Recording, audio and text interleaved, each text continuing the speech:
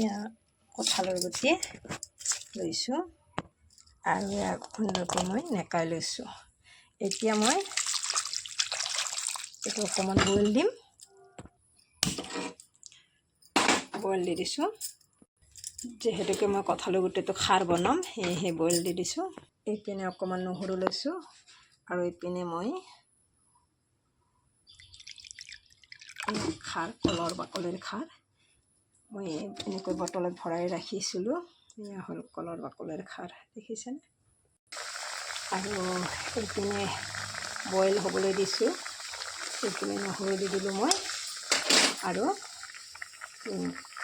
গছৰ জলকীয়া 3টামান দি দিলোঁ। এতিয়া মানে গলি যাব, সেইকাৰণে এনেকৈ দি দিছোঁ। লগতে মই এই খাৰটো ইয়াত গোটেইখিনি ঢালি দিলোঁ। এতিয়া সুন্দৰকৈ তুলিবলৈ দিম। মই কিন্তু ইয়াতে কোনো তেল দিয়া নাই। আৰু এইপিনে নিমখ লগতে দি দিলোঁ আৰু ইয়াতে মই ৰংগুড়া দিয়া নাই। সুন্দৰকৈ মই এখন ঢাকন দি দিছোঁ।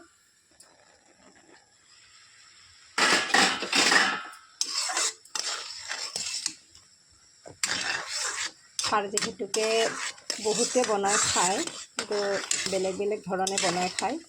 মই এনেকৈ বনাইছোঁ। বহুতে তেলো দিয়ে, মিঠাতেল ব্যৱহাৰ কৰে। খাৰত কোনো তেল ৰংগুড়া নিদিলেও হৈ চলি যায়। মই সেয়েহে কোনো ৰংগুড়া মিঠাতেল একো ব্যৱহাৰ কৰা নাই, এনেকৈ বনাইছোঁ। নহ'লে চাই থাকোঁ আহকচোন কেনেকুৱা হয়।